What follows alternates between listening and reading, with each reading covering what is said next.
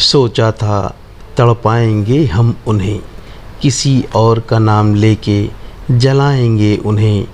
फिर सोचा मैंने उन्हें तड़पा के दर्द मुझको ही होगा, तो फिर भला किस तरह सताएं हम उन्हें। दोस्तों, आज मैं आपको मेरे दोस्त अनिरुद्ध की एक सच्ची प्रेम कहानी के बारे में बताने की कोशिश करता हूँ।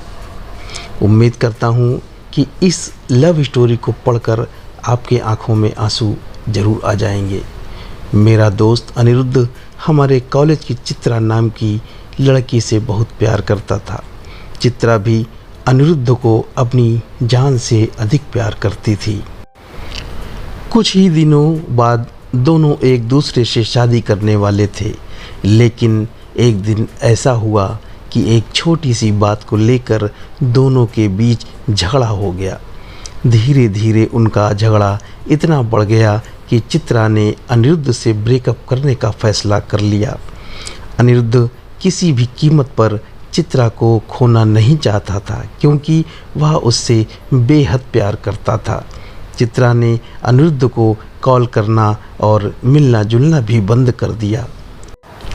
दोस्तों, चित्रा की इस हरकत की वजह से वह यानी अनिरुद्ध बहुत परेशान रहने लगा।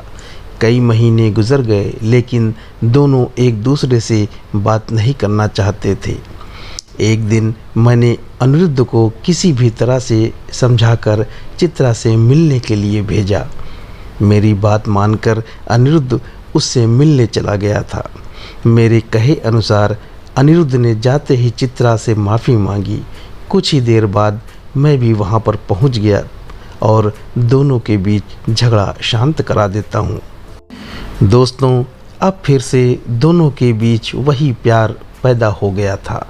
उस दिन दोनों ने एक साथ बैठकर काफ़ी देर तक बात की थी।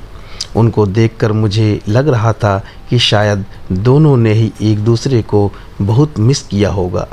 चित्रा अपना सिर अनिरुद्ध की गोद में रख कर लेटी थी और वह अपने हाथों से चित्रा के बालों को सहला रहा था।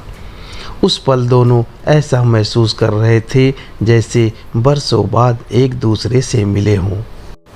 दोस्तों, किसी ने ठीक ही कहा है कि दिन हुआ है तो रात भी होगी, मत हो उदास, उससे कभी न कभी बात भी होगी। वो प्यार है ही इतना प्यारा, जिंदगी रही तो मुलाकात भी होगी। आगे चित्रा और अनिरुद्ध की कहानी को बढ़ाते हुए बताते हैं दोस्तों कि कुछ ही दिनों बाद दोनों एक दूसरे से शादी कर लेते हैं। दोनों हंसी खुशी अपना जीवन गुजार रहे थे। उनकी शादी को लगभग 6 माह बीत चुके थे। मैं जब भी उनके घर जाता तो चित्रा उस दिन खाने के लिए कुछ स्पेशल ही बनाती थी, लेकिन किसी को भी पता नहीं था कि उन दोनों की किस्मत में क्या लिखा है। एक दिन अचानक अनिरुद्ध और चित्रा के बीच पैसों को लेकर झगड़ा हो जाता है।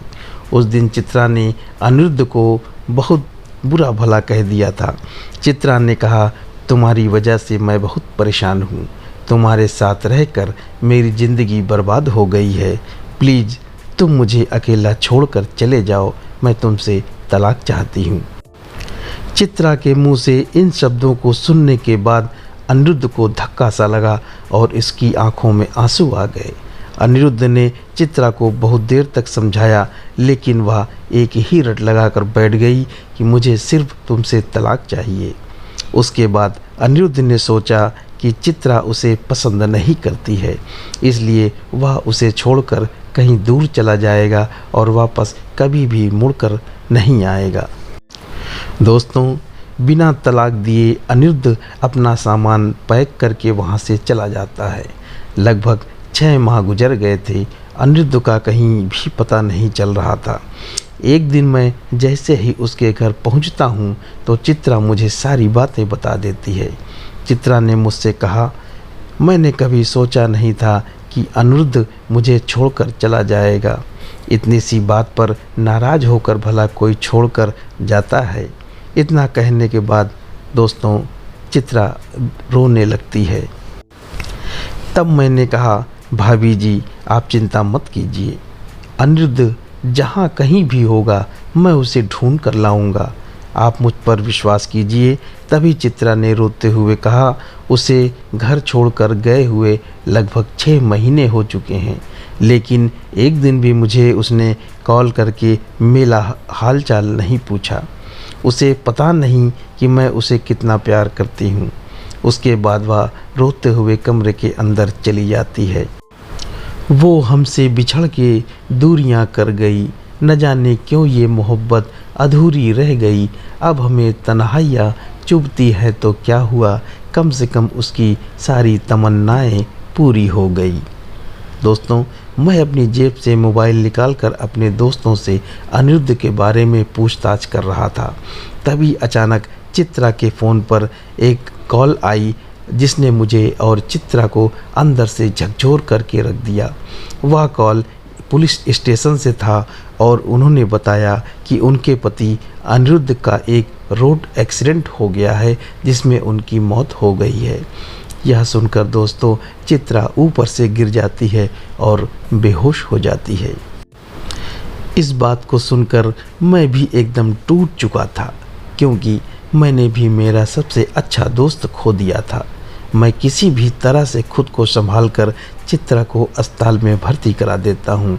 लगभग 2-3 घंटे बाद चित्रा को होश आता है तो वह बार बार अनिरुद्ध के बारे में ही पूछ रही थी और मैं बार बार चित्रा को समझाने की कोशिश करता, लेकिन वह मेरी बात मानने को तैयार नहीं थी।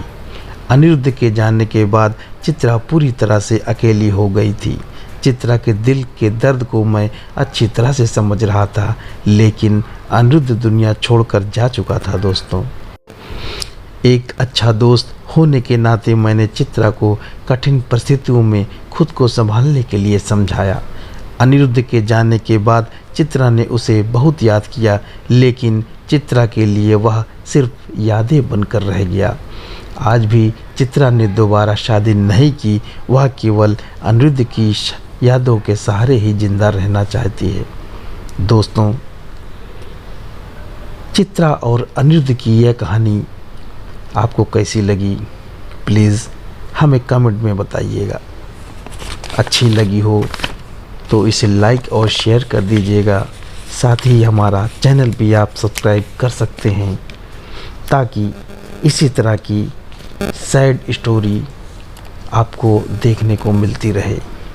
मिलते हैं दोस्तों फिर किसी अगले वीडियो में। तब तक के लिए धन्यवाद आपका। नमस्कार।